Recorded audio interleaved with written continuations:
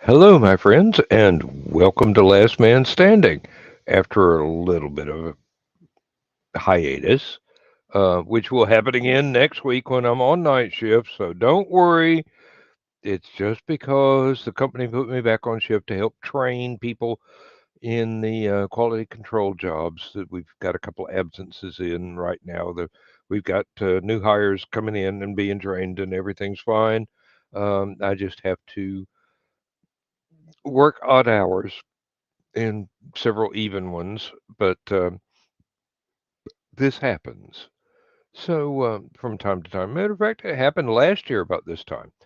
Um, right now, we've got Aunt Donna and we've got Rich with us tonight. Sent out an invitation to Mike Jimmy. Uh, I have not seen any indication he is online yet, so don't know whether or not he's going to be here. I would like to say thank you to the people on Narrowboat Liberty over in England who I am a subscriber to their channel and they return the favor and subscribe to my channel too. I hope that they don't find us either too boring or too esoteric. Probably esoteric, but then again, we're just us. Um, it's one of those things.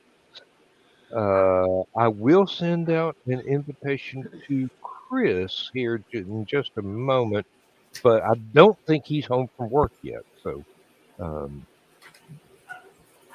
I'll send out the invitation anyway, but it's iffy as to whether or not Chris will show up. We may have to call it quits at midnight. I'm very sorry. Then again, we may go on to 1 o'clock if I am not in any way, shape, or form sleepy because the alarm clock is going to go off at 6 a.m. whether I like it or not. And I do have to be there at 7. So usually my commute is 20 minutes at the most. So You do what you got to do. for another 15 months, yep, that's what I'm going to do, is what I got to do. And no more, no less. Um, I don't, I really like training folks in the QC jobs. Um, because I can show them the way the company wants it done, and I can show them the easy way to do it.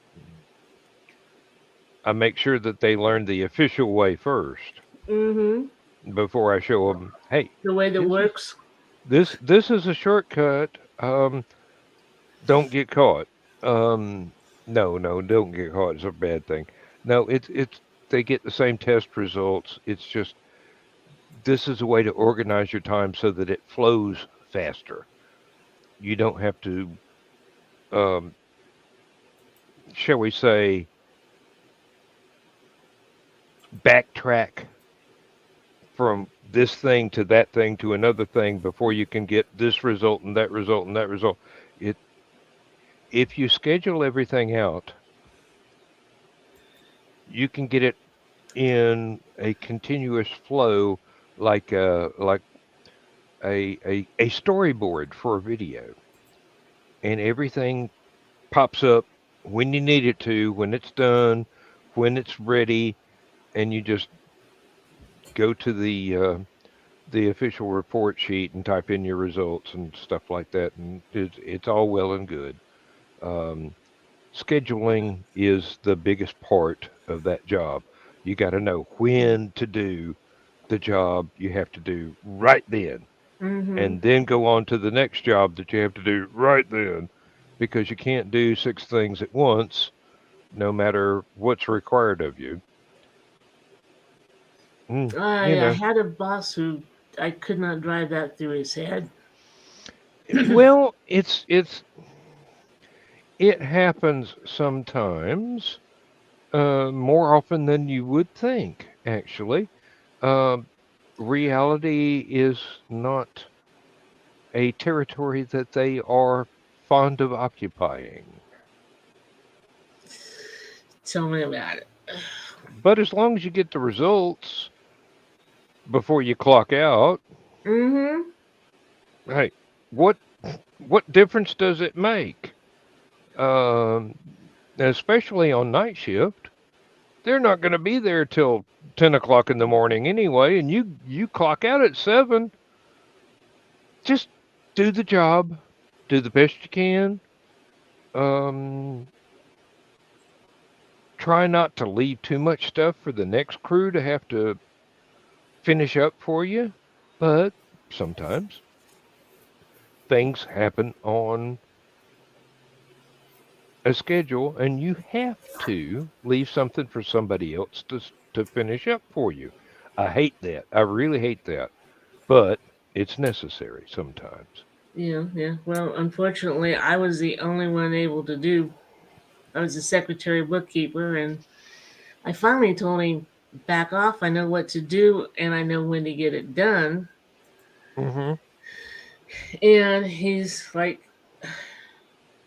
"You know, you can be replaced." And I said, "Oh, please, please, Michael, replace me." So And can you, dude. yeah, he left the shop before I did. Sometimes the managers don't realize that they can be replaced far more easily than you can. Hmm. And then the manager who came in informed me that I was just a secretary. So I went to the office, the company book, and went, okay, that's what a secretary does. And that's what I did for a day. And he comes over and says, well, how come there's no money in the till? I'm like, I don't know. You'll have to ask a bookkeeper about that. I'm just a secretary. Yeah, do just the job they tell you to do Hmm. instead of what they're used to you doing. That's one of those things where um, you pretty much have to set an example. And I did. And he backed off and said, just do what you usually do, please. Actually said, please. Hmm. Hmm. Yeah, and especially when you're breaking in a new manager. Uh, a temporary manager who did not want to be there. Yeah. Um, my example is a brand new manager who is not familiar with all the work that goes on in the department he has been assigned to newly manage. Hmm. Um, it's like if Rich got a brand new supervisor that tried to tell him how to train people, but I Rich have. knows how to train people, but the supervisor had different ideas, and you just look at him and go, "I'll do it that way if you want, but it's not going to work." I get yelled at for that. Um, I did what I you told me to do. I figured out today that um, I have been an official employee of the company for longer than the rest of the training department combined. Wow. Hmm. Yep. We are looking at the day coming up not very long where I will be the second or third most senior person in the entire building. And that includes everybody because there's a lot of people that are retiring this year. The increase in taxes on from well, it was triggered by the inflation and everything. We know what politics does. Hmm. Anyway, a lot of people that were going to stick around for another year or two are deciding to Cash out now. pull, pull the ripcord now while they've still got a golden parachute. and they're. I wish them well. I'm going to stick to the plan. It may blow up in my face. It may pay off. I don't know. All I know is when I plan to go out, it will be only a matter of 2 or 3 months before I would be able to collect my Social Security. And I don't see Social Security being abolished in the next 15 months. I mean, I've already put in half a century Mm-hmm. paying into the fund. It's that if anybody does decide that they're going to do away with it, it's going to have to be gradual steps because a lot of people are going, did we vote for you? We won't do it again. You know,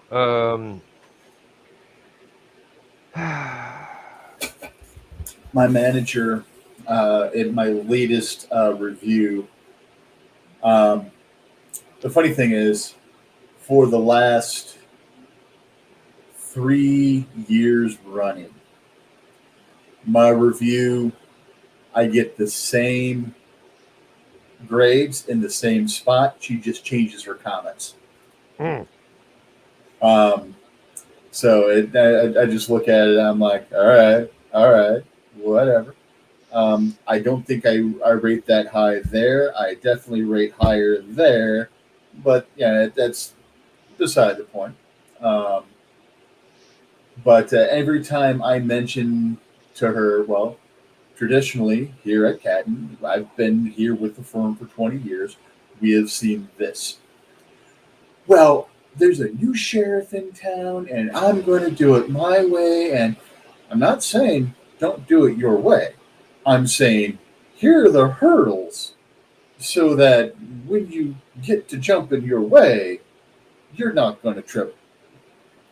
It's this. This is the behavior we've seen. mm-hmm. I'm trying to tell you.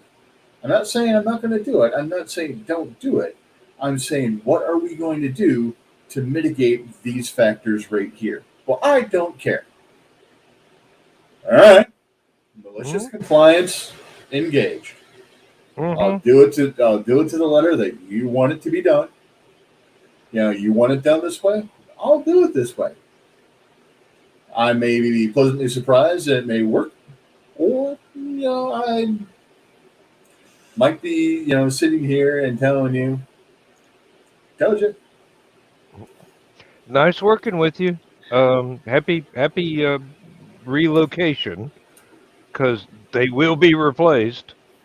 And this year, uh, she told me that I've done a good job leading the team, and I'm like, when the hell have I been in a leadership role in this team at all? Yeah, really. I just come in, drink coffee, and do the job, honey. Not soda, but yeah. But I just had to laugh at that, and it's she had to take an emergency vacation to take care of. Her family has a vacation house that they rent out in Martha's Vineyard. So Oh, I guess there's been a massive upset in the house where there's repairs that need to be done that she has to be on ah, site for. So she sent to the heads of the managers of the IT department, if there's any training things that need to come up on these dates, talk to Rich. How I because found out about it? I was copied on the email. I was not told in advance. oh Lord. Now, I, I'm a personal help desk, so I mean, I expect it. if I may, judging on your knowledge of the person involved, are these repairs in Martha's Vineyard something she absolutely has to be there to supervise, or is it just something she wants to supervise whether it's a good idea or not? I'm thinking column A, column B. I'm Oh, okay. thinking it's something that really does need someone there to be sure things are taken care of. But I think it also comes at a very opportune point in time for them. And I'm all for her getting the breaks in the mental health that she needs to be away and afar and what have you. Because in the end, it's a lot easier on me. Mm. But she's a nice lady. Relies a little bit too heavily on me technology wise. Yeah, it's I'm the only trainer that really understands in depth the technology. It's the others are much better trained as far as adult education for individuals, Mm-hmm. um, uh, presentation skills, stuff like that. Um, I I know how to take things from tech and explain it in human a little easier. Um, That does take but a talent well, that's and a thanks to my lot of mom. experience. That's thanks to my mom. My mom was the most technophobic person I knew. It's back in the day of pagers. She could not page. If she needed to page my dad to call the house, I was called. Richie, page your dad. When I finally got a pager, I had to get voicemail on my pager. Voicemail always started off, Richie, pick up the damn phone. I need you to call your, or I need you to page your dad. And I'm like, Mom, it's voicemail. It's you're going to a pre-recorded answer machine type thing. I held up my pager. There's no way to answer this to go, hey Mom, yeah, I'm just in ethics class. No, I'm screening your call. You know, it's I love her to death, and sometimes I was willing to strangle her to prove it. Um, but when it Yeah, came to technology, you really want to say, Mom, you can page me now. Use Dad's number. well, I had voicemail on my pager. Dad did not have voicemail on his pager. So I think there's a I popped reason from for that. well, Dad's pager was provided by the company. The company didn't see a reason for voicemail because they gave them all phones inside the trucks.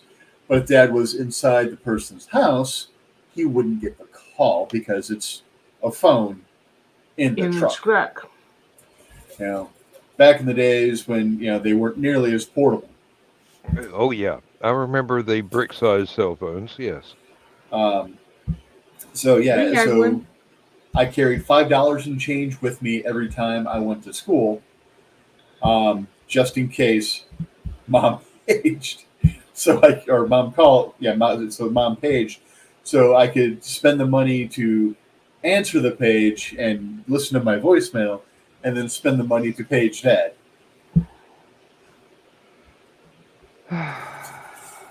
But it's mom was a trip, so it's you can't yell at Mom, especially when Mom is a 5'1" terror. Mm-hmm. Oh yes, yes. It did. It did. Five Yeah. foot one, 125 pounds, soaking wet, rocks in her pockets. Um, and here I was, 6'4" and 500 pounds, terrified of this little woman. Mm. Damn Um, straight. but she's also broken a vacuum cleaner over my back as well. Um, so, and of the things she's broken over my back, that's the only one that actually screwed me up and hurt me for a length of time. The brooms, I didn't feel it. The brooms, actually, where she would lay the broom across my back, is right between my shoulder blades where I hold a lot of tension anyway. So I always felt better after she smacked me in the back there because she would loosen the knot. Mm-hmm. Those Uh, muscles are already tight, Mom. Thanks. it's Yeah. like, hey, I've got more movement and that feels better. What else can I do to piss her off today? Um, That is not on the list of things that I want to do for my mom. Um, Yeah, my little Um, 5 foot mother had us saying they do dynamite up in small packages for a reason.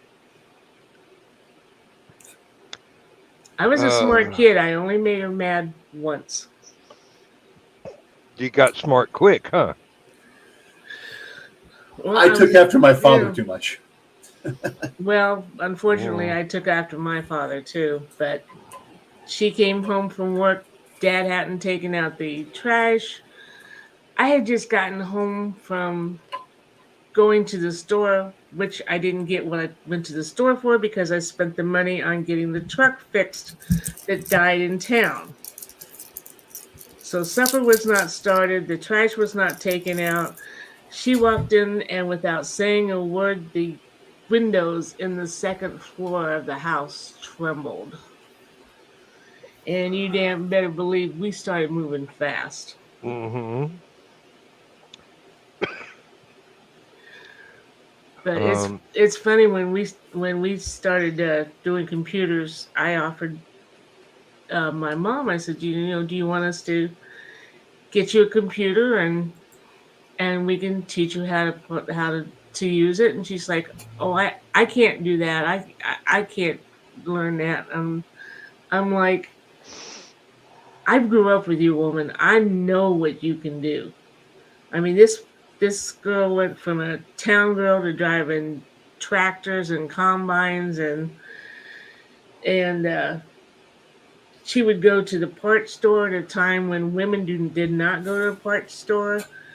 I mean, I said, no, I'm not accepting that you can't do it. Tell me you don't want to. And she looked me in the eye and says, I don't want to learn it. I said, okay, cool. But when the mm-hmm. cell phone came and we got him a cell phone, she took to that right away. I think my niece knowing how to use a cell phone better than mom got mom to learn how to use the cell phone from my niece. Um, no, mom's about 5'8". I don't know what she weighs. She's lost a lot of weight now that she's in her 80s.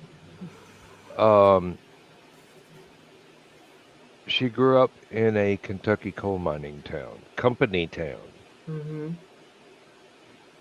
She knew more about how to survive with limited resources than anybody my age will ever have the opportunity to learn, unless you're in a third world country or something, because that's pretty much what Kentucky coal mining communities were, is basically what amounts to a third world company, a country. The company owned everything, including you.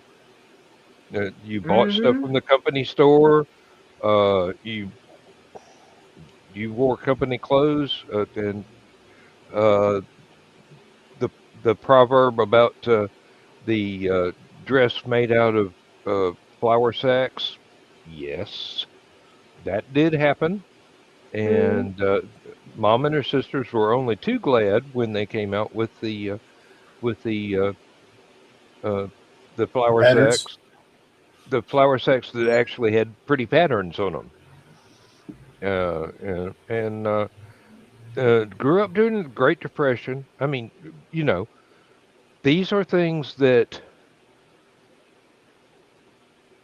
later generations do not fully grasp, but were enormous character building things. You either learned how to survive or you withdrew from the world.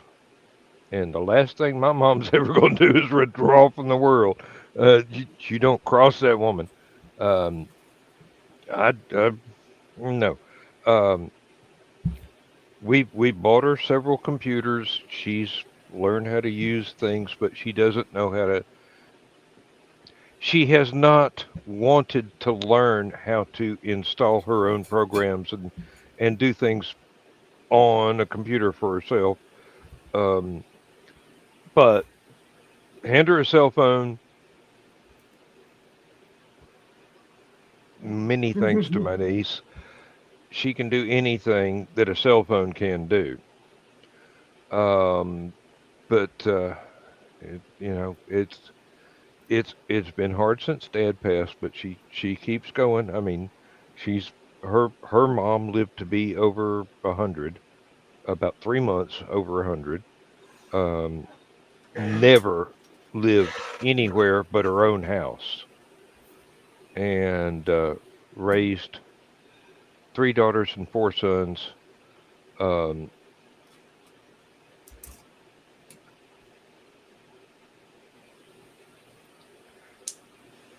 People would not So believe the family stories that I could tell. I mean, seriously, this is Appalachia. I mean, seriously, you wound up with skills that people do not realize are necessary nowadays, or could ever be necessary nowadays. But these things were a normal part of my childhood. Um, Planting a garden, canning food for the winter, um, gathering firewood, uh, going out with Dad with a chainsaw and cutting trees down for firewood, um, building whatever needed to be built Mm-hmm. out of whatever you happen to have, tearing down 300-year-old houses for the perfectly good lumber inside, to build a barn. Um, Driving a tractor, driving a dump truck, driving pickup trucks, just baling hay and driving 500 miles to sell it to some place that would give you a really good price, and then driving an empty truck back. Um, I learned skills that a lot of folks my age would be grateful if they had, if they knew that they were that much fun to learn. I mean, Yep. seriously, drive a dump truck with a manual transmission and a split shift rear axle. Oh, that's fun. I mean, it's a little bitty. It's a little bit. It's 18 feet long, but if Mm-hmm. you're talking 300 horsepower easily, um, I when I was in college, I helped a lot of my other friends in college move from apartment to apartment to apartment, and I just go, oh, you need a truck? Yeah, I'll be there. Um, just don't get in a hurry. Otherwise, I'll just turn the dump on and leave everything in the parking lot as I drive off. All right. Um, you do not know what kind of looks you get from college girls when you're driving a big truck.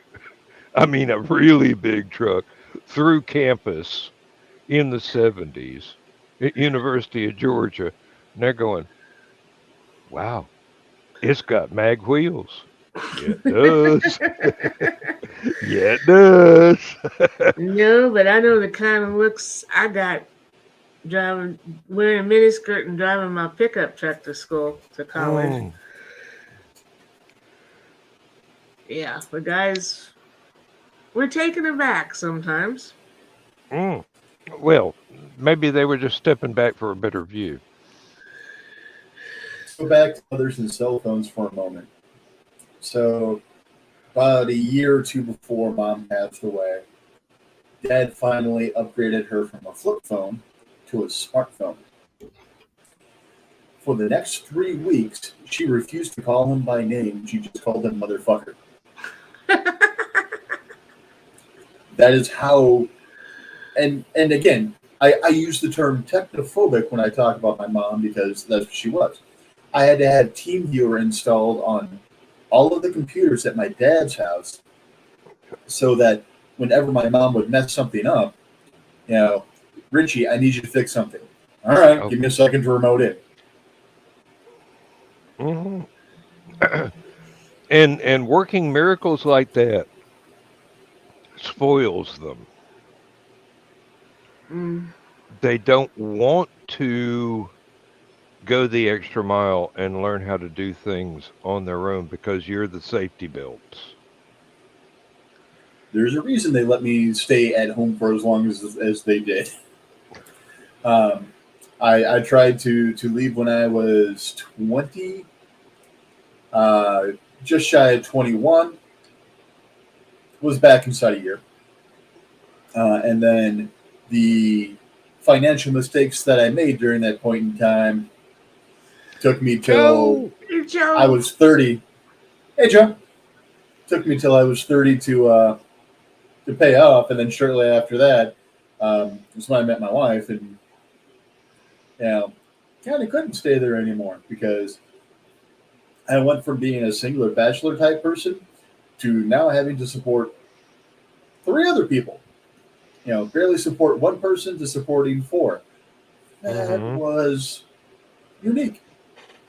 well, it was a learning curve, wasn't it? Oh yeah, I do believe that the main reason that my parents were not entirely unhappy with my moving out was because they knew the alternative was there was going to be a string of women because I was of the age to where, uh, well, I am my father's son. Yes. I had a string of psychopaths until I met a real woman, and thankfully, that real woman is either right there Or back or there. is, or has gone to bed. Mm. Um, I, but c- I, c- I can't say that mine were entirely a string of psychopaths, but no, they were some really, really nice girls. And the two or three that my parents got to meet, they really liked, and they were very unhappy when it didn't work out over the long term. And it's just sometimes people are fine together for a short time, and then they grow up a little bit more and they've got to go in different directions Mm-hmm. for their own life to work, Mm-hmm. and that's exactly what happened. But I didn't want to subject my parents to an endless stream of one night stands, which there would only been like four. But the long term, I had a lot of long term and intermediate term relationships for a year, 2 years, 5 years, whatever. Just dating this girl, dating that girl when the other one went her own way. I was I'm not laying any blame whatsoever. I did not actually become worthy of any woman's permanent affection until I was in my mid 30s.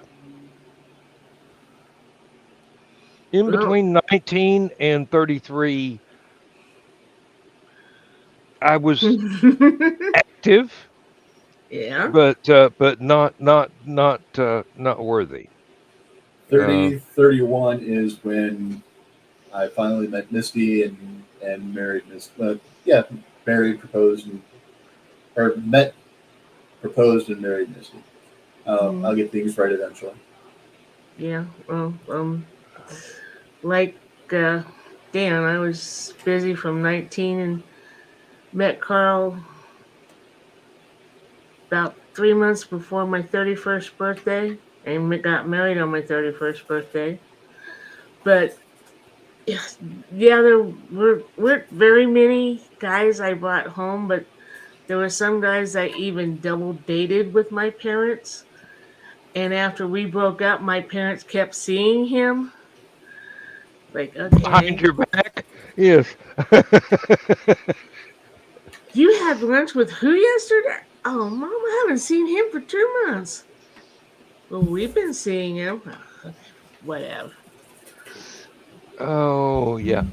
Um, So my most recent ex-psychopath, um, I did not realize I was in an abusive relationship until I got out.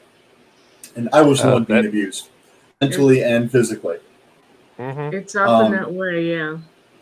Yeah, I that's why I said I wasn't mature enough to be worthy of anybody until after I had gone through. You Um, both know my wit and my smart attitude.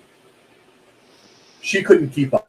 So when she felt that she felt stupid because of the remarks that I was making and the jokes that were flying with me and her dad, who became really good friends, um, she would get mad and then she would claw at my sides and claw at my knees. I try not to strike women. My sides and my knees are one. no, no, You think I I'm the am other guy, Joe, the dumbass? Uh, I am commiserating. Oh, but no, no, with Mr. Bachman, we are merely average because he's definitely got his own brand of Of smart smartass, ass. yeah, which we dearly love. Yes, we do, Joe. Uh, but oh Lord, let me see if I can send him an invite here. I Oh, mean, he's going to let's be. all just admit it. If we all weren't smartasses, we wouldn't be such good friends. yeah. Oh Lord, we wouldn't be able to stand each other. But back to I my mean, psychopath. Her dad would make lasagna to invite me over after we broke up. He told me that if I ever got back with his daughter, he would hit me in the head with a brick because I deserved much better than his daughter. When we broke up, he asked my parents if they could trade children. So I'm over there eating, and my ex's name is Michelle. Michelle had a friend who was getting married, and she was going to be a bridesmaid, and the dresses were going to be purple, and she made some comment about she doesn't want to look like Barney the purple fucking dinosaur. I went, oh, come on, Michelle. You would never be Barney the purple dinosaur. You're much too big. She wasn't. She wasn't. But I couldn't resist that. And her jaw just dropped. Her dad laughed his ass off, and she's like, Daddy. So They just apparently, his asked for nickname it. his nickname for her afterwards was Barney the Purple Dinosaur's bigger sister. Not big sister, bigger sister. Sister. So I I, caught a lot of shit for years after I that. bet you got your ass whooped over that one. Oh Lord. Yeah. Uh, been there once for 5 years and then escaped. Um, But truthfully, that's the only ex psychopath I've got, really. if it wasn't for Just the that. psychopath, I never would have wanted to go to Hungary. If I never wanted to go to Hungary, I never would have sent the email to the group and have Misty reply, and it's there's a good chance. I It was very rare for me, Joe. Surprise! It was very rare for me to be able to talk to girls in that capacity. I could joke with them, I could play with them, um, tease and try to make them smile and all that. But when it came to, hey Rich, you look like you're pretty sweet on this girl. Go ask her out. Nope, nope, nope. Can't do it. Nope, nope, nope, nope, nope. And honestly, me dating the psychopath was a complete accident. Um, I'm very big about, well, no pun intended, 6'4", 400 pounds, big. But I'm very big about body positivity and stuff like that, and trying to make people feel good about themselves and stuff. I'm in the back room of a game store getting ready to run a weird amalgamation of Vampire the Masquerade and Werewolf the Apocalypse and Mage the Ascension and all this. And up front, I hear one of my friends who was the guy behind the counter at that day, and he was talking to someone, and he's like, "Oh, come on, you got a body." So, flock of nerds in the back room suddenly come running up front, and meanwhile, I'm yelling, "A body? A body worth calling a body? I gotta check this out." Um, so I actually get up there, and just chat a little bit, and then jokingly, expecting to be shot down, say, "Hey, you want to go out sometime?" And she said yes. And I'm like, "Fuck! What do I do now?" That's not one of the answers on my cue card. The answer was supposed to be no, thank you. I haven't made out the flow chart for this one yet. I didn't expect to get this far. Exactly. It's like, oh shit, abort, abort, abort. But then again, if it wasn't for being with her, I never would have ended up with, someone who's much more than I deserve.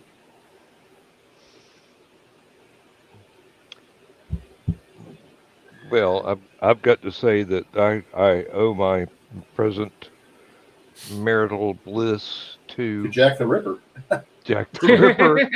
Yeah. And try explaining that to your mom at 3 in the morning. Oh, yeah. That's okay. That's okay. We decided to elope and get married, but mom and dad drove. So we went down to the county courthouse and got married, and the justice of the peace was still in his cowboy boots. Had come in from getting his cows rounded up, and Lindsay's dad was still over in England. Could not, you know, because of his age, could not attend. My dad gave her away. That was one of the. She thinks that is one of the most beautiful things that ever happened. Was my dad stood there and was so proud to be her stand-in father for the wedding, and she just absolutely adored dad. Absolutely. I mean, still, man's been gone for years, and he's very much still a presence in our lives. And whenever I do anything that is remotely the way Dad would have done it, she says, "You are your father's son." Oh, one of my mother's favorite comments to me was, if I didn't know better, I'd swear you belong to your dad. Yeah, well, maybe Dad got around. Oh no, I know who my birth father is, and it it wasn't my dad. That's one of those, but that nurture versus nature thing. Mm-hmm. Mm. Nurture so freaking totally uh, worked out for me. Mm.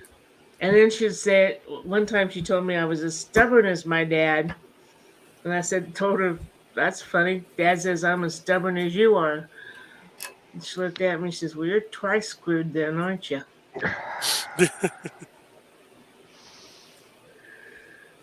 Mm. No, technically, Carl and I should have known each other 15 years longer than we have. When we got to comparing our lives, my last year at DJC was his first year. In fact, one of the things we figured out, the way we figured it out, was I had saved an article that he had written for the school newspaper. Mm-hmm. We both played the organ, and he worked at the music shop that I went into to buy my organ music, but he'd never happened to be there when I was there. Is Carl working? No. I'll come in then. Oh my. Um, we we both spent copious hours at the Danville Public Library. and probably were there at the same time. We were entered in the same organ contest, the same year, uh, and just our whole life it was just like this way and that way until the night in the bar when he was hitting on my best friend, and I went over to save her. And boy, did I save her! Throw yourself right under that bus, so You're to only Right. supposed speak. to distract them for long enough for the friend to get away. Evidently, she's not very rapid at walking. Okay. Well, she did have she did have to help the friend that Carl had actually come over to speak to. We were out with a third friend who had gone to school with Carl, and Carl's on the reunion committee, and that was the year they were talking about it. And when he saw Elizabeth, he came over to tell her about it. Well, Elizabeth was going through a very tough time, and by the time I saw Carl talking to my friend Joni, I couldn't see Elizabeth because she was sitting on the ground underneath the bar, blitzed out of her head. And that's kind of why Carl was talking to Joni instead of to Elizabeth, his friend. So, Much better outcome of that story than what I thought it was going to go. yeah, yeah. So after she sobered up, and and actually Carl moved in within a month of us knowing each other. And I told Elizabeth, well, you're taking you the blame or the credit for this one. And Well, she was there the night he publicly proposed to me. I think the main reason that Lindsay and I worked out was we had known each other for 10 years online in the chat room, and we were unafraid about flirting back and forth, but we were both with other people. So the fact that neither one of us tried to fool around on our partners at the time with each other pretty much was a fair guarantee that if we didn't fool around with each other, we weren't going to fool around on each other. So when we were both single at the same time, it was a natural progression, even though there were 2,000 miles of distance between us. And when we finally got together, it was just one of those things where we go,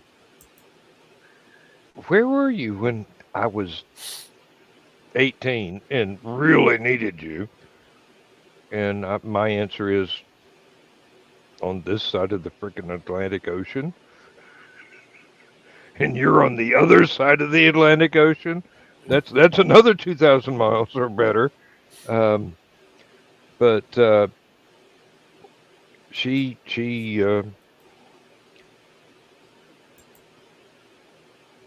she lived her own life and made her own decisions, and eventually wound up over here in the U.S.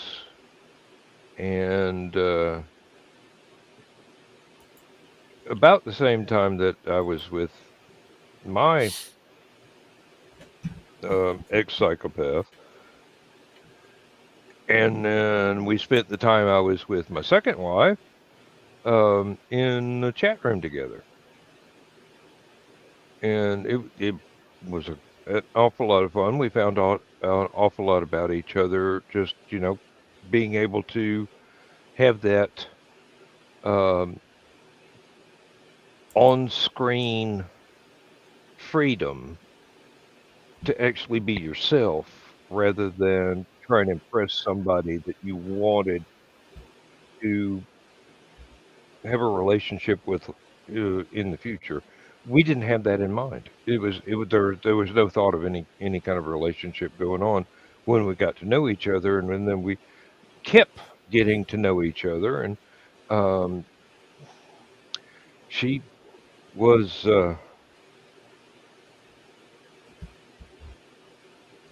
her third husband deserted her, stole her retirement money, maxed out their um, credit card that they had in common, and some guy was stalking her. Not the third husband, but some other guy was stalking her. And we got together on the telephone. And I said one night, do I need to come and rescue you? And she says, let me think about it. Sometime later that week, the stalker came back, was pounding on her door, trying to break into her apartment. And she called the cops, ran him off. Um, and we were back in the chat room, and she goes, "Ye- Will, you don't need to come out here. I'll come there." I go, "Look, no strings attached. You've never met me. You might not like me in person. If you make this leap, no matter what happens, if it doesn't work out to your satisfaction, I will help you find a place to live. I will help you get a job. I will do everything I can, and I will protect you as much as I possibly can. And we'll just see what happens when we're together." She got here, magic happened, and we've been together ever since, for which I am very grateful. Uh, she's exactly everything I need. And you're And everything she needs. I wasn't going to go that far, one would hope, but I'm not the easiest person to live with, and I'm not the most responsible person ever. But between the two of us, we make a damn good couple. What one of us misses, the other one catches. I'm pretty responsible. What I'm responsible for, I'm not going to say. Yes, because there are still warrants out for that person that they don't know is you.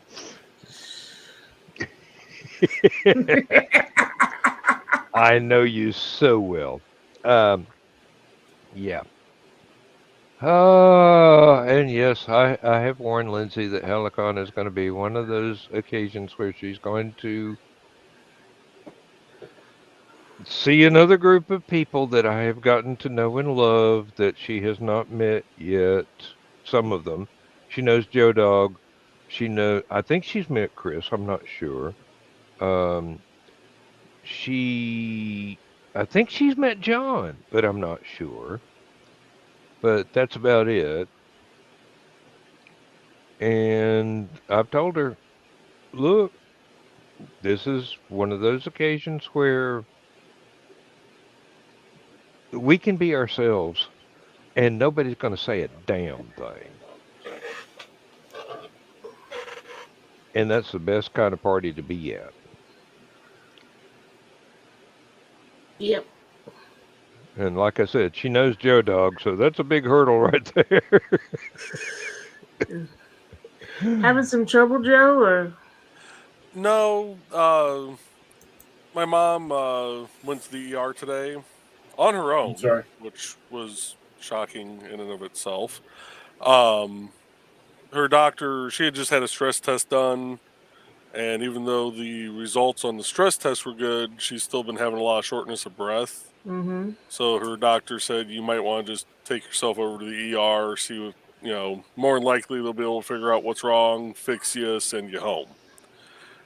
She's been there since shortly after 1 o'clock, 2 o'clock. Eee. and they just now decided to admit her. Which Good ER? Lord. Okay. That was a long line. Right. Well, they had, they did CT scans, Well, yeah. ultrasounds, All that stuff, yeah. So Which ER? She went to Portage, Porter Okay. Hospital. Yeah, the Portage campus of Porter Hospital, which is now Northwest Community. Northwest Health. Yeah. So now they're transferring her over to the main campus off of 6 and 49. Okay. Hmm. Because I know LaPorte's ER sucks. I hate that ER with a passion. Mm-hmm. Well, Yeah. it's the Portage ER that tried to kill my wife. Yeah. That's a story. So several years ago, actually, about a couple months before we ended up getting married, Okay. she had a twisted intestine. Mm. Well, apparently this is something that had been happening once or twice a year for quite a few years, because once it twists, it gets a nice little fold in it, kind of like a piece of paper.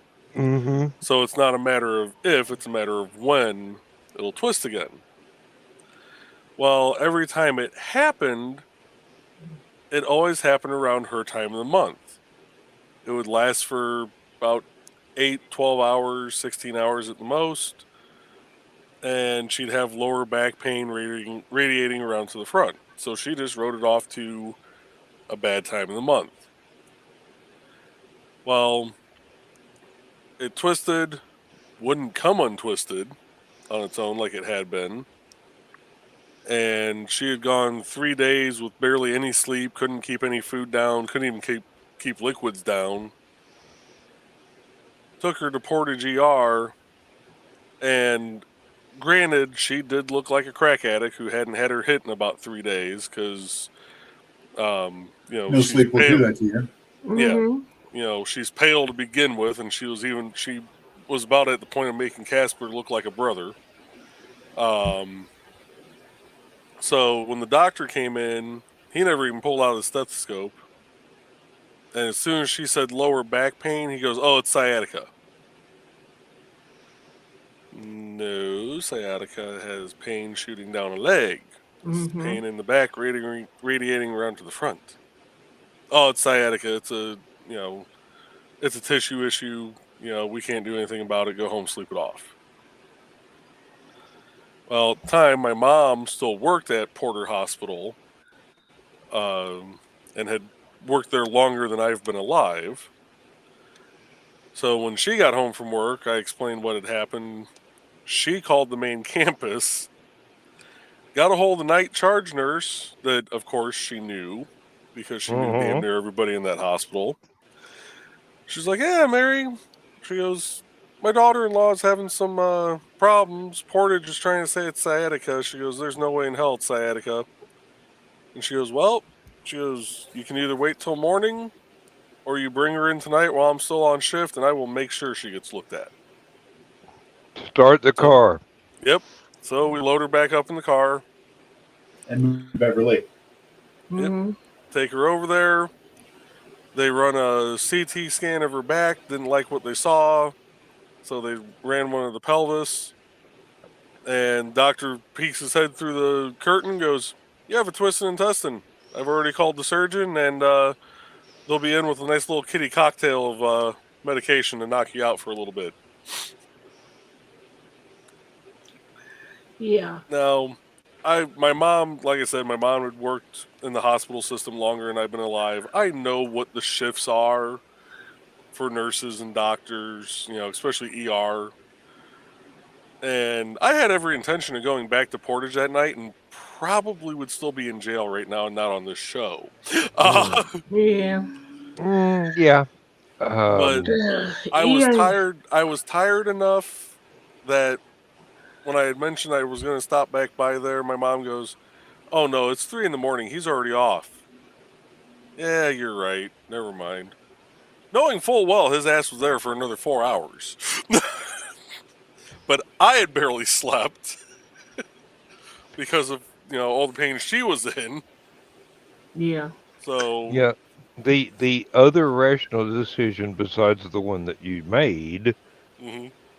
would have Yeah. been find out where he parks his car, park yours next to it, get some sleep, wait till he comes off in the morning. Hey, Joe Well, Dog. Yeah, it's better, Carl has strict orders. If he takes me to the ER in Danville, he's a dead man. He is to drive the 40 mile to Champaign Urbana and take me to Carl Hospital ER. We can drive that far, and I can see a doctor before I can see a doctor in Danville. Mm. One that'll take you seriously too, I bet. Mhm. And one that knows what the hell he's talking about. My Mm-hmm. my mom fell one time on the Oh, ice and Jesus, hurt that her hurts. elbow, and she finally got hurting bad enough. But she says, "Oh, they can surely take care of it here in Danville. Let's go. Just take me to Danville." So Dad took her down to Danville, and they X-rayed her and said, "Well, here's some pills. Go home because we don't have anybody to read your X-rays." Mm. Best be calling somebody in. Mm-hmm. Okay. So my sister-in-law takes her in the next day because Dad had to work. And the doctor says, "Oh, there's nothing wrong with your elbow, but you've got a fracture of the wrist. Just sit here, wait. We'll put that in a cast." And the longer they sat, the mom's like, I don't feel good about this. It's my elbow that's hurting. My wrist doesn't hurt." And my sister-in-law says, Be right we're back. going to Urbana then. Get the same X-rays.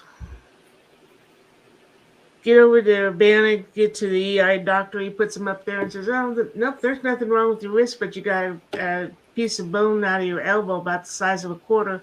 I'm going to have to operate and take that out before I put it in cast." And we're like, can you imagine what would have happened had she put casts on her wrist? Right. I Did they mean, look at it backwards and not realize the taper? no, he was an idiot. He was he was dismissed not long after that for smoking on the job, and I don't mean cigars or cigarettes. Ah, So was the doctor that my wife had at the Portage ER. the But last time I was to the ER over here in LaPorte was when I had my fall. So, forgot my trusty thermos, this exact thermos actually, um, in the restroom because I had it bedside, woke up, stopped in to take care of some issues and continued down the hall, but I forgot to bring it out of the restroom. So I was walking back down the hall to get it. And all of a sudden, both my knees were like, no, fuck you, gravity works. And my feet were pointed towards the top of my head. My ass, my back, and my head were flat on the ground, as were my knees. My knees were pointed, forward. And I was screaming in pain because that's the exact position that, you know, dancers and gymnasts practice and football players practice that people who do not have that much physical activity don't. Yeah. mhm. Scared the hell out of Crow. It's the first time she ever saw me really in pain. Um, so ambulance takes me because we had to call um, fire rescue because I could not stand back up. So they actually had to lift my fat ass up into a chair. Once I was in a chair, I could stand up beyond my crutches and get out to the front yard so that I could sit on the cot and they can put me up into the ambulance. Um, over 6 hours in the ER, They gave me one small shot of fentanyl to try to numb the pain, which didn't work. They asked me about my pain later on. I tell them I'm still in a lot of pain and stuff like that. Oh, we'll get you another shot here. Yeah, no, never happened. Had to ask 3 times over the course of an hour and a half to be taken to the bathroom. Well, can you walk? Look down at the really pretty bright yellow fall risk bracelet on my wrist. I'm like, what do you think I'm in here for falling? I'm like, if you can wheel the bed over, and also, oddly enough, there were 5 other patients in the ER that came in after me, all falls. This is, of course, deep in the heart of COVID, so after they have someone in one of the bays that had COVID, it's 2 hours before they can do anything because they have to have the constant pressure and stuff like that to make sure that nothing got transmitted and stuff like that. So the entire 6 hours, I'm on a gurney pushed right up against the nurse's station. I'm like, yeah, if you get into the bathroom, I can hobble to the bathroom, hobble to the toilet, do what I need to do, and then come back. I'm like, if you don't take me to the bathroom right now, I don't have any choice but to go to the bathroom right now. I cannot hold it any longer. And then finally, they seem kind of pissed that they had to take me over to the bathroom. I'm like, I understand you're busy, but don't you folks have orderlies and shit like that can do this? But whatever. So yeah, and I'm really pissed off at them. I've had one good interaction with them in all the years that we've lived out this way, and that is when I tore my meniscus. They got me the right, general idea. They got me to the right orthopedic surgeon, which is actually the orthopedic surgeon that is going to be taking a look at my shoulder here in a couple of weeks. But of all the times I've taken Misty there, no, I took it back. One other good experience I had is when Crow was like 6. She got bit by a pit bull, and they had to take care of the wound, and they did really good with Crow then. But every other time was just horrible. The maternity department, top notch, bar none, beautiful. Their emergency department, dear mother of God. Thankfully, there's another emergency room out here in LaPorte now, and it's actually closer. Although its hospital system is actually in South Bend, 45 minutes away. So, So my wife ended up getting a bill from her ER visit at Portage campus, and so she called the number and she said, what's this bill for? And the guy on the phone goes, well, it's for services rendered on such and such date. She goes, oh, I didn't realize there was a service to try and kill me. And the kid's just going, She goes, you're just the one that answers the phone. You need to tell me how to get to the people to rectify this bill. She goes, because I'm not paying it. She goes, well, any disputes have to be submitted in writing, and here's the address. She goes, that's all I need. Thank you. Hangs up. And all I hear from the living room is cackling. What is the one thing you do not tell an English major to do? Submit something in writing. Oh, how eloquent this is going to be. It was a 3-page long letter. I've heard Trey cackle too. That's a frightening sound. Yeah. Where she ended the letter with, I hope you live up to your delusions of mediocrity.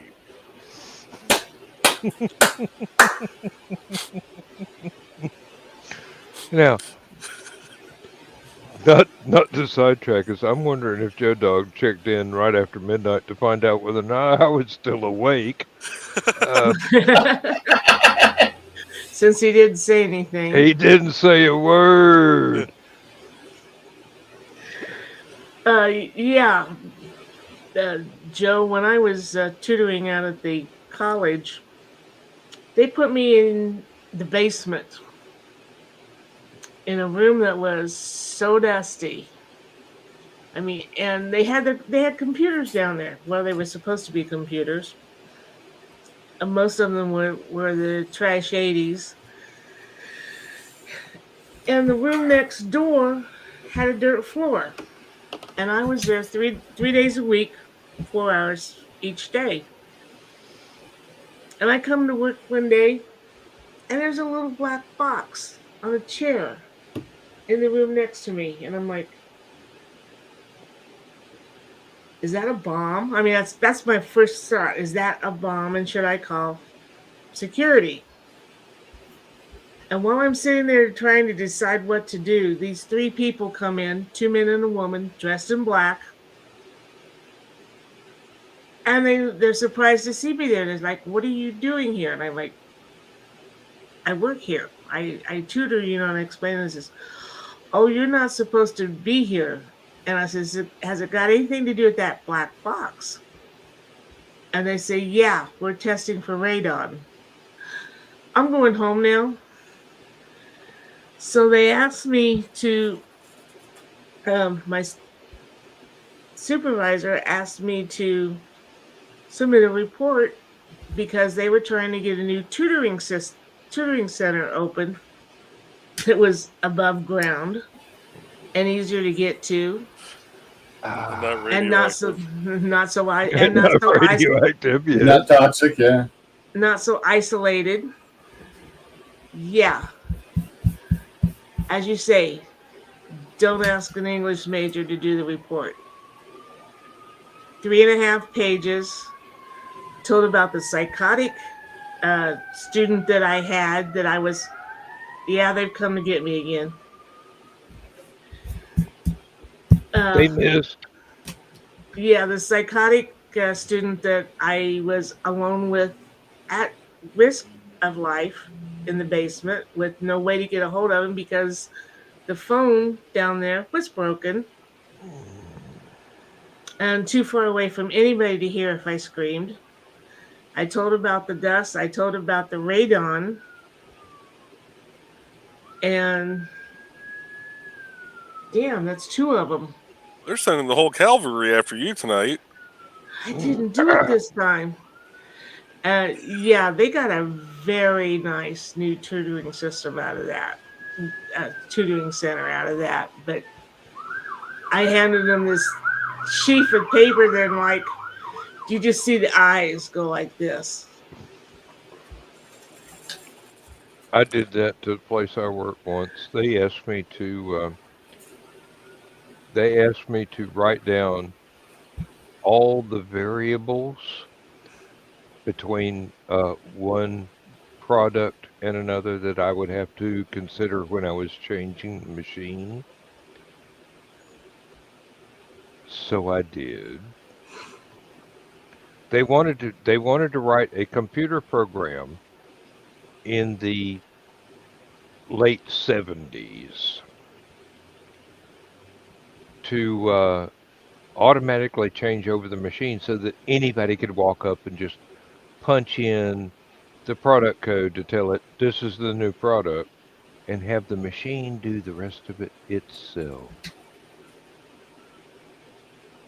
Now, in 1995, this was still a pipe dream, but they wanted it in 1979. I can believe it. So I wrote down everything I had to consider as the manual operator of this machine to change from one thing to another. It ran to about 72 variables. 60 to 70,000 lines of code in the 90s, probably going back to 70s code. Oh, yeah, think of it as if it were um, BASIC or Fortran, because that's all they had. Fortran probably was the most advanced thing they had. Something like that, they might have to go back to assembly.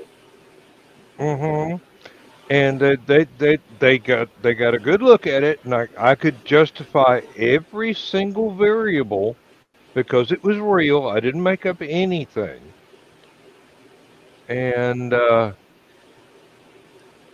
they did not try and convert the damn thing to a computer operated system for another 30 years after Yeah, that. trying to track that many variables in the 70s is insane.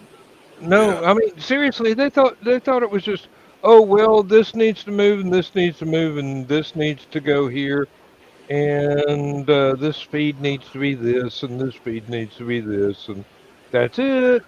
And I'm going, you forgot the coefficient of friction of the facing or a lack of same. Um, I mean, seriously, I took into account how the rubber rollers on the machine would react to whether or not the product had paper on it or aluminized paper. Okay, Joe Dog.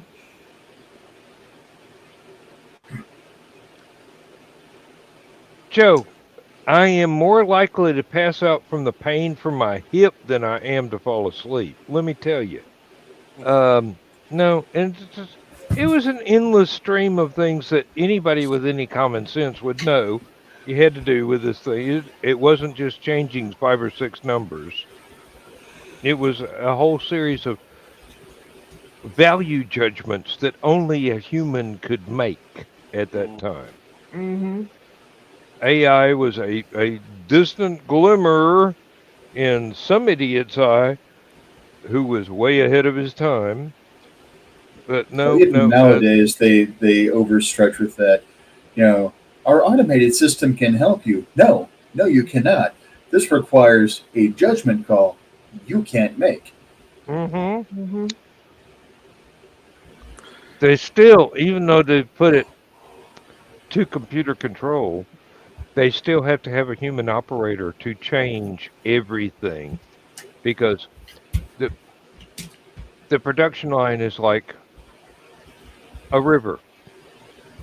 Every square foot of it is different, and it's flowing at you from anything from 33 feet a minute to 400 feet a minute. And you have to take all those variables in within an eye blink and start making adjustments. And you have to be able to override what is ideal for that particular thing to take into account all the different conditions that you have absolutely no control over. The ambient temperature, whether or not something else is Humidity, worn out. Yeah, humidity. Yeah, that's a big one too. whether a mouse Everything farted next door. in the next county.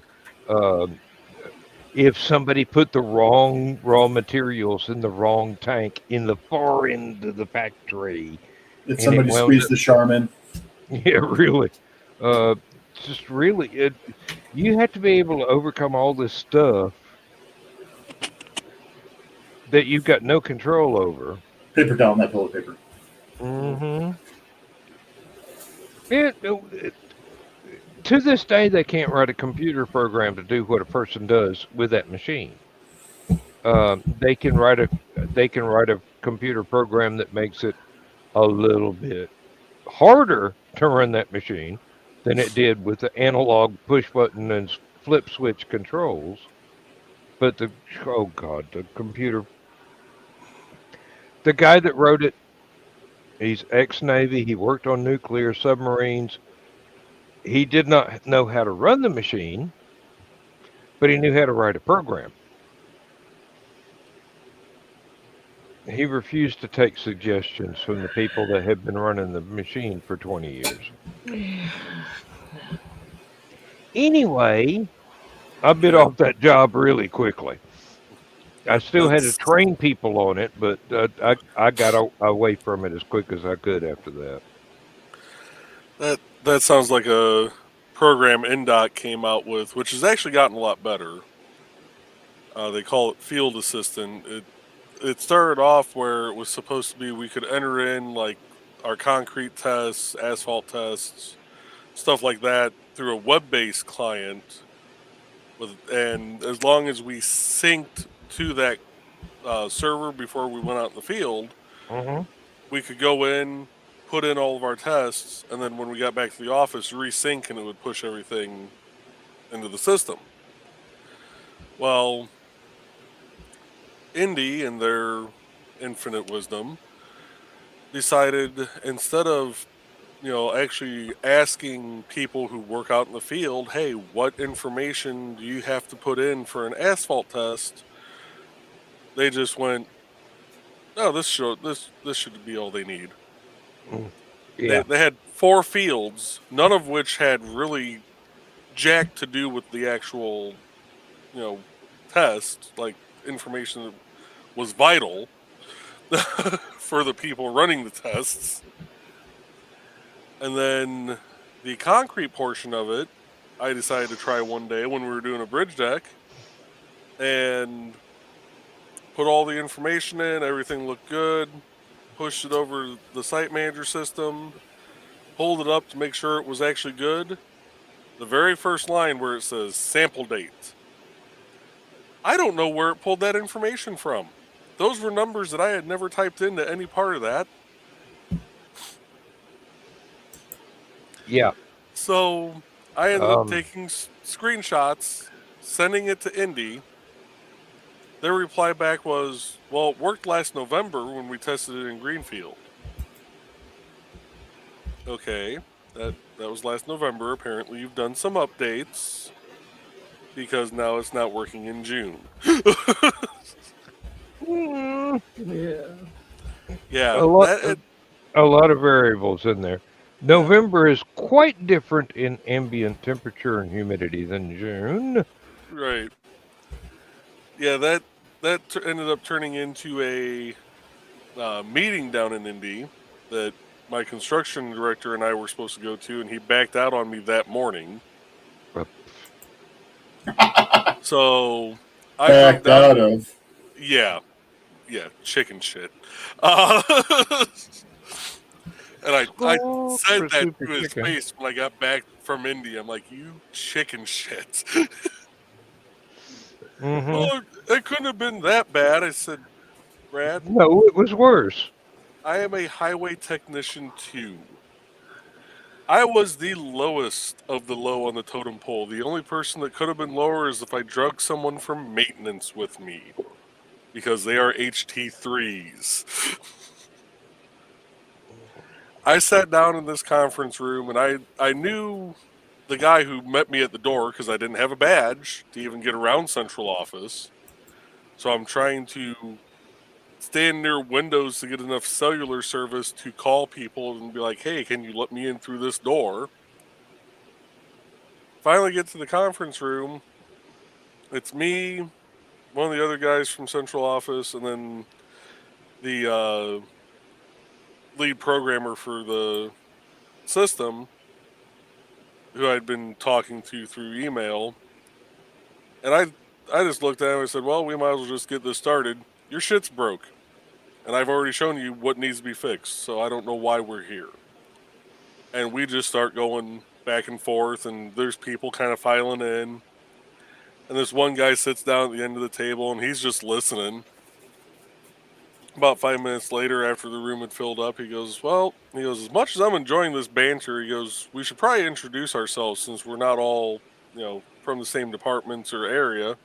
He goes, I'll start. I'm James Jeffers, and said his title. I'm sitting there thinking, I know that name. That's like third highest in command of NDOT. Huh. The fuck is he doing here? And they're going around the room, and I hear a voice behind me. I'm Greg Pankow. Oh, motherfucker, that is the top dog. I'm I'm the last to introduce myself. I'm like that. I'm Joe Bachman. I'm a highway technician 2 out of LaPorte District. I'm here to tell you your shit don't work. Yeah. You're not going to want to hear what I got to say. I felt about this big being in that room. They used to do And that to me. They used to do that to me in scheduling meetings. They would drag me in, and there was one lady that made out the schedules for what we had to run.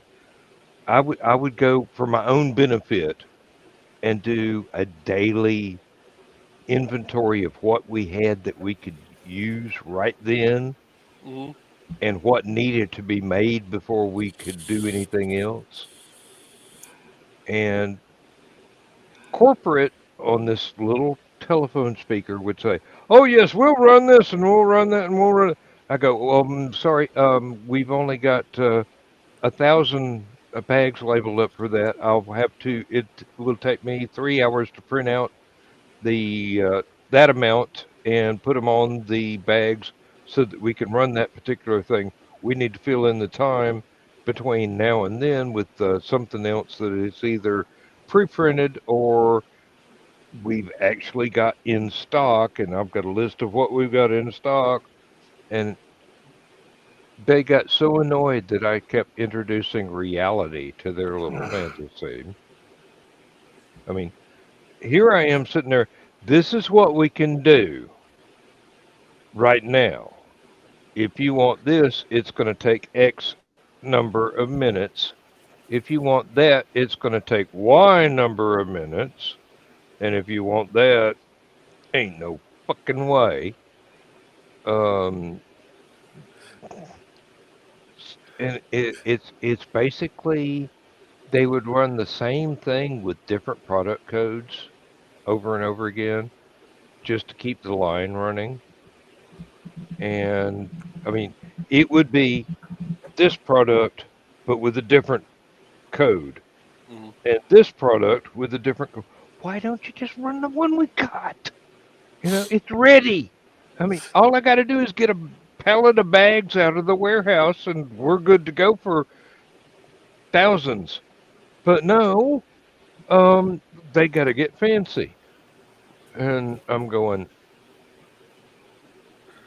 okay, it'll take me this long to do this. It'll take me this long to do that. It'll take me this long to do the other thing. And if you want to line it up that way, that's fine. I can do it. And that was never a good enough answer. If you want this, it takes this long. Yeah. That was never the answer they wanted to hear. Oh, So they quit inviting me to those planning meetings because I kept interjecting reality into their little pipe dream.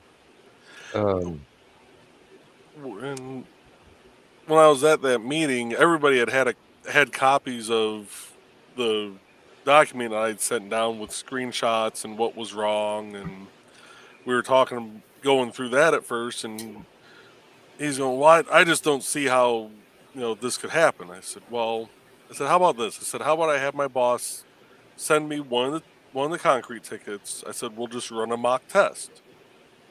You can see what's happening." So he sends me an image of one of the tickets. We punch in all the numbers, just make up some random weights and BS, and it calculates everything on there too, so you can see what the final calculations are before it pushes. And we go through, do all that, pushed.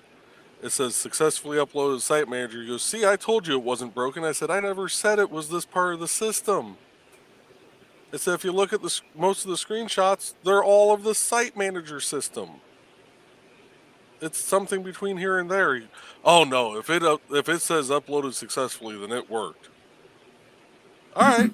Well, yeah. I said, "Let's go on the Site Manager." So they pull up that system, put in the testing ID that we had created, And as soon as it pulled up, it was the same exact issue. The sample date was numbers that we hadn't even typed in. And I looked at the whole room because it's up on a projector. I said, now who can tell me what's wrong with this first tab?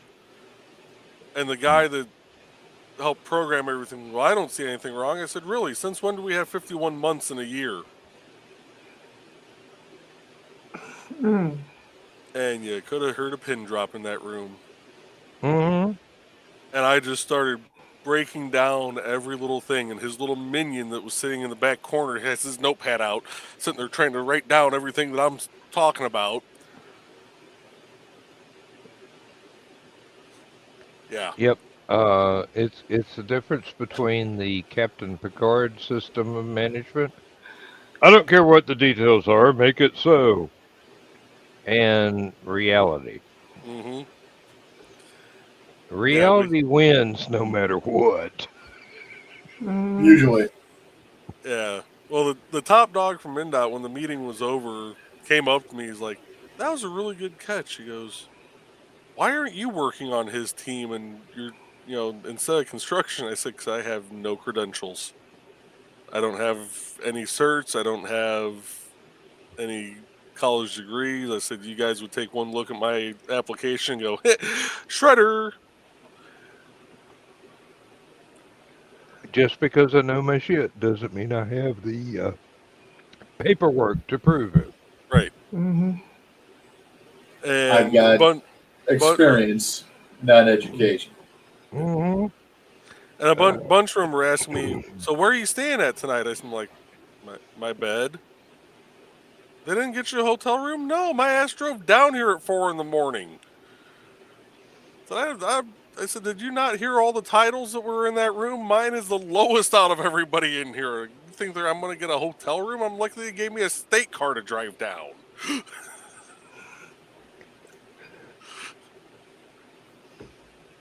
Yeah. In the end, management is all the same. Just slightly different flavors. But you've got make it so at the top, and you've got various flavors of, oh my God, I hope you can make this work in the middle. And you've got everybody on the lower end going, you got to be fucking kidding me. Mm-hmm. I've always been on that lower end. Mm-hmm. Me too. Me too. And my big problem is I cannot keep from telling them that they've got to be kidding me and backing it up. That's the worst part. Being able to back up, you've got to be kidding me with facts, which they do not like. I mean, nothing is worse to somebody in an ivory tower than somebody with a wrecking ball going, you really haven't thought this through, have you? Yeah. I look at the former Chicago IT manager, who is now the director of user support, the former IT infrastructure manager for the entire firm, who is now the director of infrastructure, and our manager for telecom are all very intelligent individuals who have worked in the trenches, built themselves up to get to that point. And our current COO, who is our previous CIO, was the same. And also the director that my manager reports to as well. He used to be on the help desk as well. So these are individuals that have actually worked in the trenches and built their way up, and they know how to work with individuals. Technically, I've trained the last two COOs of the company. Because, well, trained is a loose term, but they're new hire to show them how everything works and stuff like that. Dave, when he came back as the CIO, I had to train him on what systems we have in place now and stuff like that. And then Craig, the guy that was our COO that uh, Dave just recently replaced. So yeah, it's really weird. Um, I, I find it really weird when I'm in the room with a bunch of directors that used to be my managers and stuff like that, and the CEO of the company being like, "Hey, Rich, how's it going? You know, we're sorry about blah blah blah." I'm like, it's really weird to have a heart-to-heart conversation with the chief operating officer of the firm. Um, I mean, yeah, I've talked with the guy countless times in the kiosk in the morning as I'm toasting a bagel and he's getting coffee and stuff like that. It's just weird. And it's like, I don't want to be in people's limelight and stuff like that. You know, I like to be in the shadows. I like to make shit go. Yeah, Um, just let me do my job. Leave me alone, and what I measure is what you get. Mhm. You know, don't ask me to fudge stuff because I won't. That's yeah. dishonest. Um, yeah, and I'm the same way. Well, we need to do it this way. That's not how it works, but we need it to work that way. I'm sorry that didn't work the last 50 times we tried it over the last 45 years. Yeah. Well, here's the thing. You would like it to work ABC, but the way the application is written, you can't. Mhm. And I look out Matt and Dave and Alex and Manish and Nick, all of them and Dave, and they're all like they understand when I break down and go, okay, this, and they're also looking at the program going, how are we using this? This doesn't do this, So it's Mhm. I'm happy to work with them because they'll look at stuff where Darla goes, make it work. I'm like, can't, not the way you want it to. Mhm. Mm. Uh, I cannot violate the laws of physics, Captain. I had one time I was trying to order a printer for our Wanata maintenance units, Excuse me, I'm not laughing at you. I know the situation. and I've I heard the story. I fill out love all it. the forms, submit everything. IoT denies it, and the reason they gave was if only 3 people are using it, they can go to the next closest printer.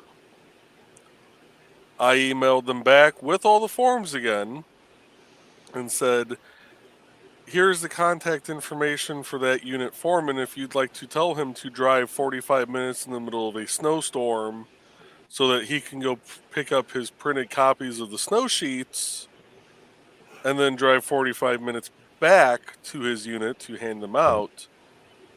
By all means, go ahead and reject this again, because then you'll be hearing from him. I had the printer that later that week. It was amazing. Yeah, sometimes when you point out reality works this way, not Hmm. that way, somebody actually does listen occasionally. Not often, but Maybe. occasionally. Well, Yeah. there was one ticket they denied, and it had just been a crap day at work.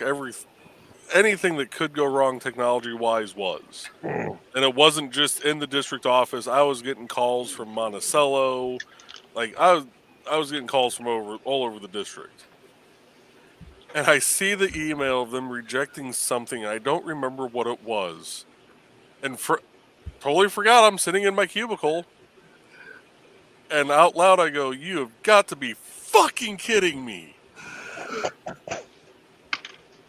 Oh, And Whoops. then I looked around and went, "Oh, I'm oh in the shit, I'm still at office." work. Ugh. My director, God love her, if they had never made the logistics department and left my position under her, I would probably still be working in that position. I would have never left. She comes out of her office and she kind of peeks her head up over my cubicle. She goes, "We having a good day today?" No. "Not really, Sarah. It's been a day." She goes, "I can tell." She goes, "How about just go take a walk on the trail around the district building, or go out for a smoke or something, and just go relax for a few minutes. Leave your phone in here. I'll let you know if it rings. Just go relax for a bit." I'm like, "That's Hi. probably a good idea." Because it was about 2 days later, I ended up I s- I always picked up my car at our Gary sub. I drove from Gary down to Rensselaer to Monticello, over to Winnemac, clear back up to Mishawaka. Ricky knows the triangle I just made and Mm. knows that there is no good way, especially after you go to Monticello, which is at the southern end of our district off of 65. Well, 65 and a few other, highways to get over to it. There is no good way to come back north to Winnemac. And from Winnemac, there is no good way to get out to the South Bend, Mishawaka area.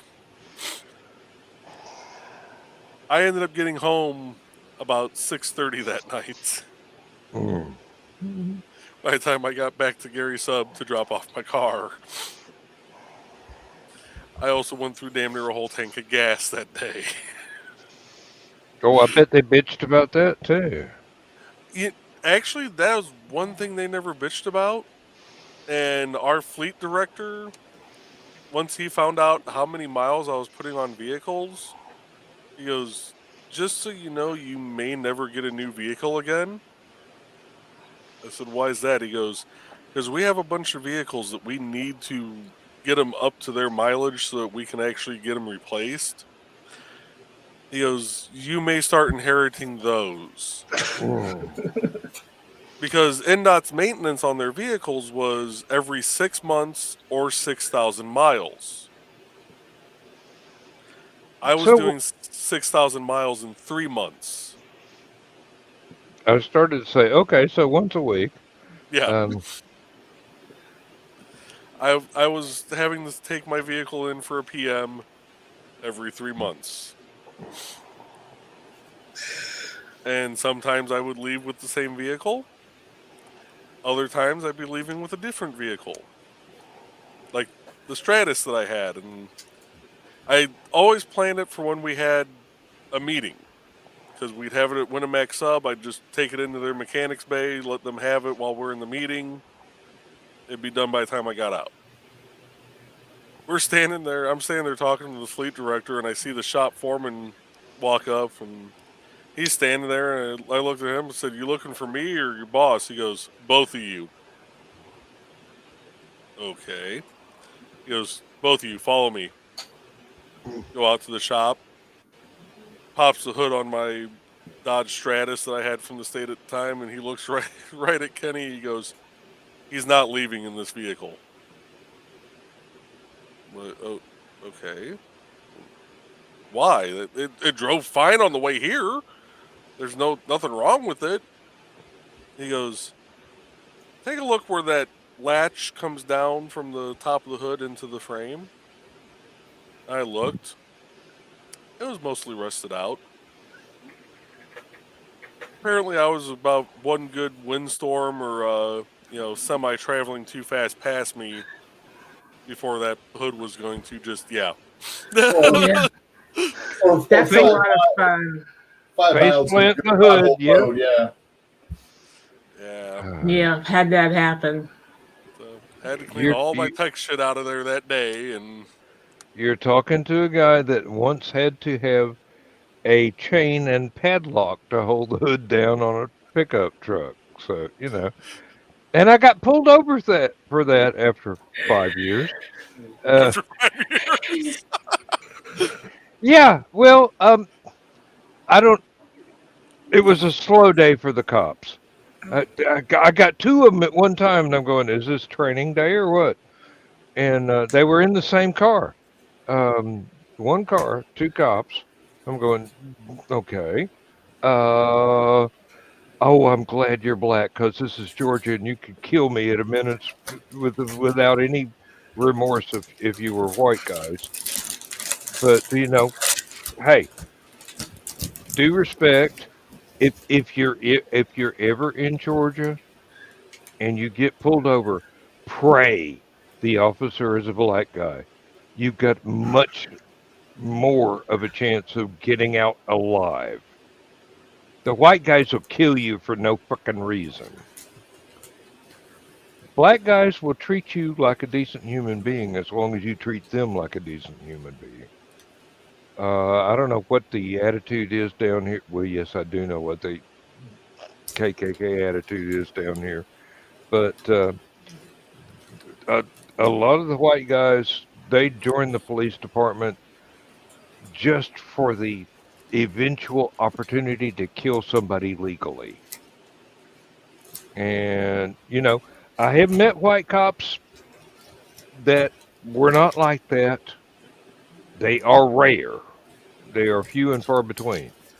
But every black cop I've ever had to deal with was a decent human being. And when you're either a teenager or you're in your 60s and you don't know what the hell you did wrong, other than if you were obviously driving too fast or something going on. But yeah, I got pulled over because I had a chain and a padlock holding the hood of the truck down. And they asked me, why is this, what? And you don't have any grill. And I go, well, deer keep jumping out in front of the damn truck. I live out in the middle of nowhere. My brother hit one. My sister hit two. I've hit two. I got tired of replacing all the plastic crap, so I just chained it down and left it off. And they go, that makes really good sense, Mr. Hollifield. Um, now you really should try and go to a junkyard and get that hood latch, the piece there inside the framework to be replaced. But we understand you're a working man and you might not be able to afford that. I'm going, well, I do the best I can. That's why I've got the padlock and the chain. And they go, yeah, well, you just be careful and um, have a nice day at work. And I'm go, okay, well, thank you. You didn't delay me enough to where I've got to be clocked in late. So as long as I get there in the next 7 minutes, I'll be all right. Fortunately, I was only about 2 miles from work at the time, so I made it on time. But, So up seriously. up here in the region, we can tell what kind of stop it is by the haircut. Ooh. So if they're wearing a hat, we're like, okay, um, we don't know how it's actually. If they're wearing the hat, they're either going to be really rigid, really by the book, or they're going to be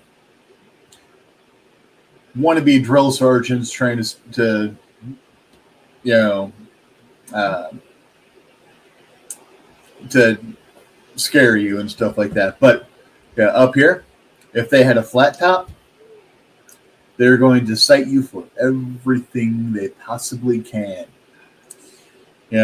Oh, he's getting out and he's got a flat top, hands on the wheel. Dome light is on, hands on the wheel.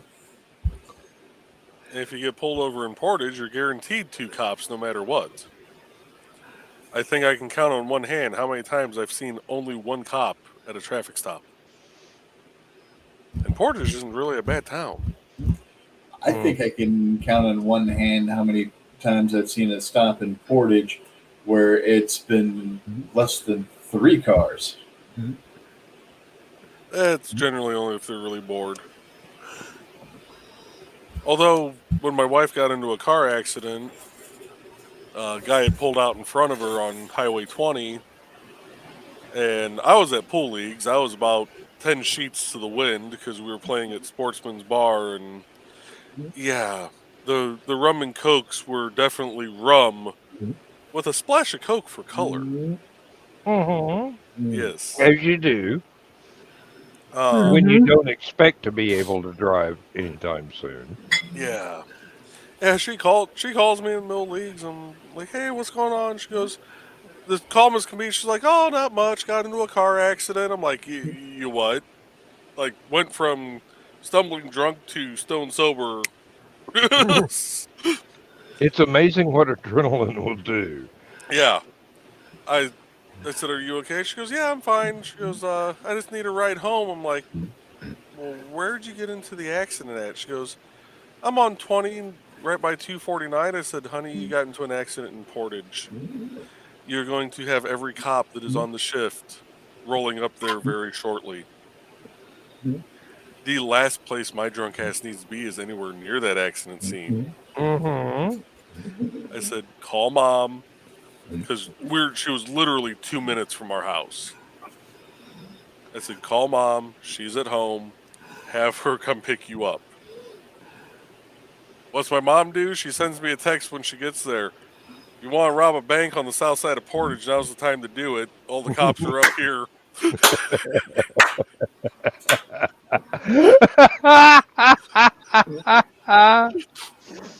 I said, Yep. how many squads are up there? She goes, I'm counting 7 that I can see from all the, that I can tell from all the lights being up here. I've never had the chance to meet your mom, but I love her. Definitely ditto.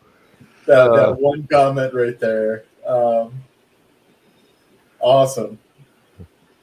Yeah, that's where I get my sense of humor and my smartassery from, is mostly her.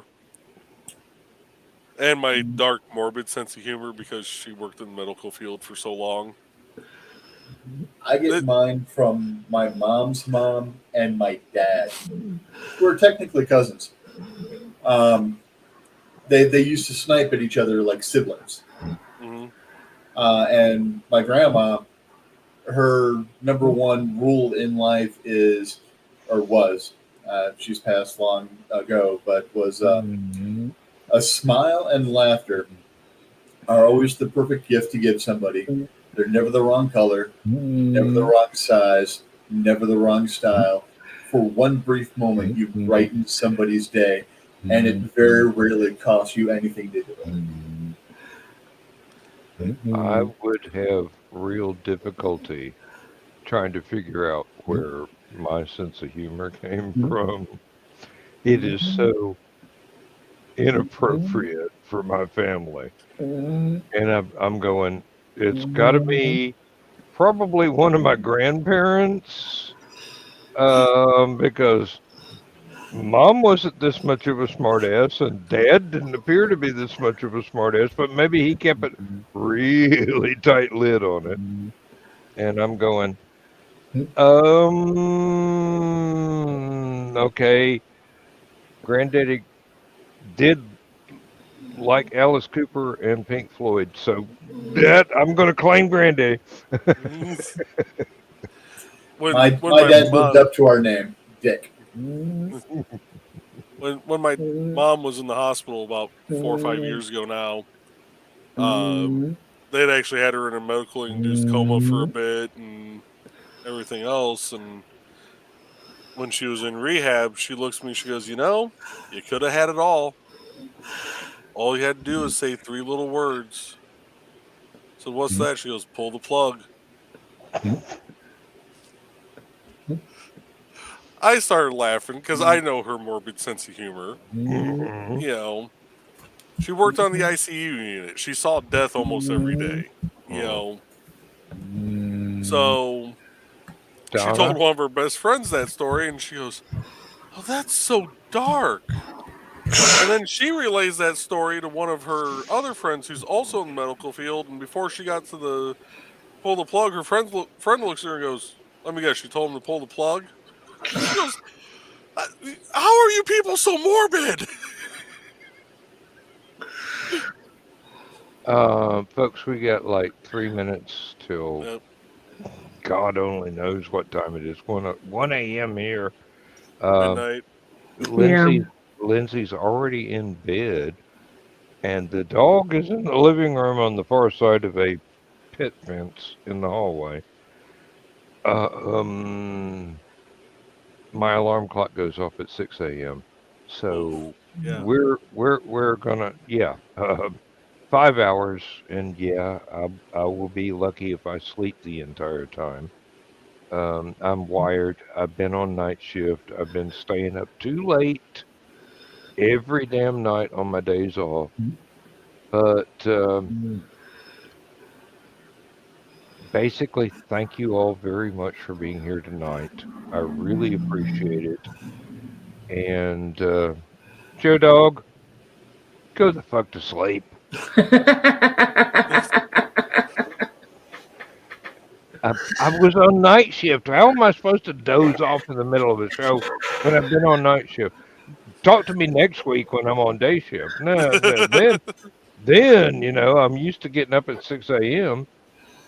Then I might doze off in the middle of the show. Well, it's not tonight, sweetheart.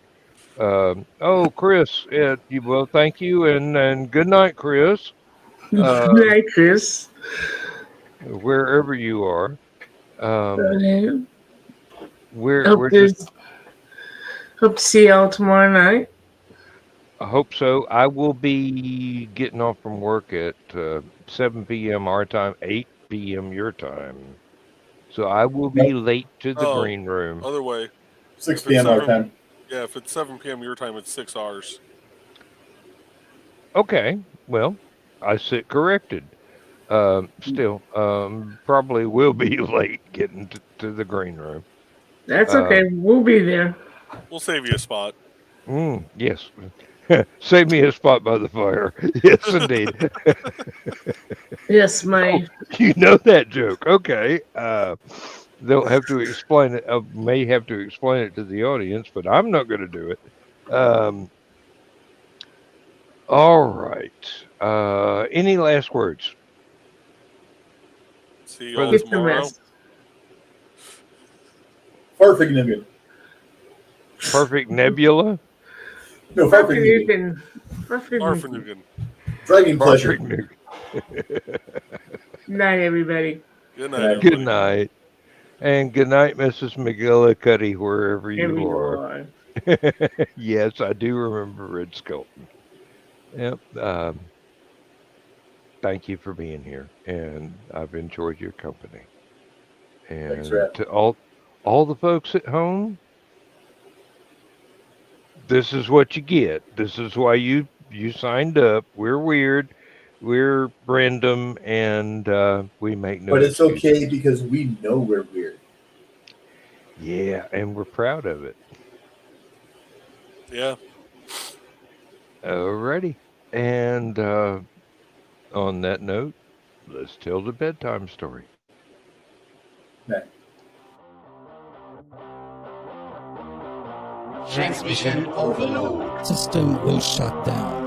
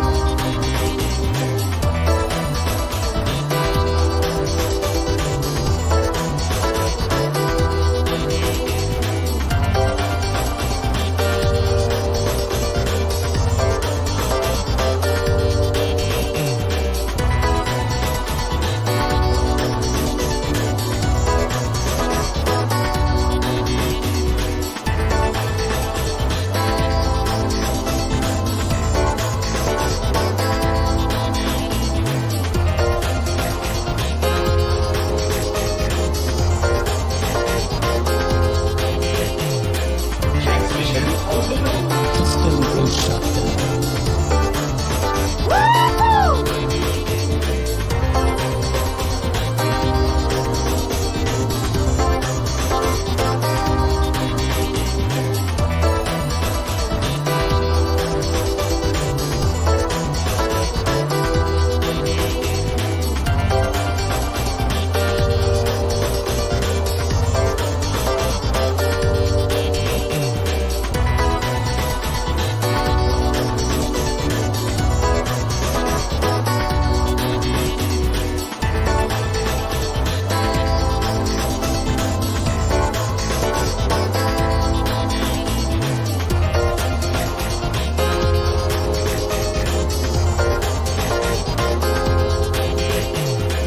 Transmission overload. System will shut down.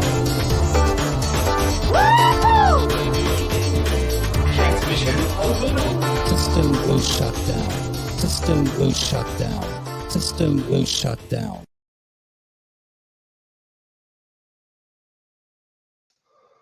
What? You're still here? Go to bed. Good night.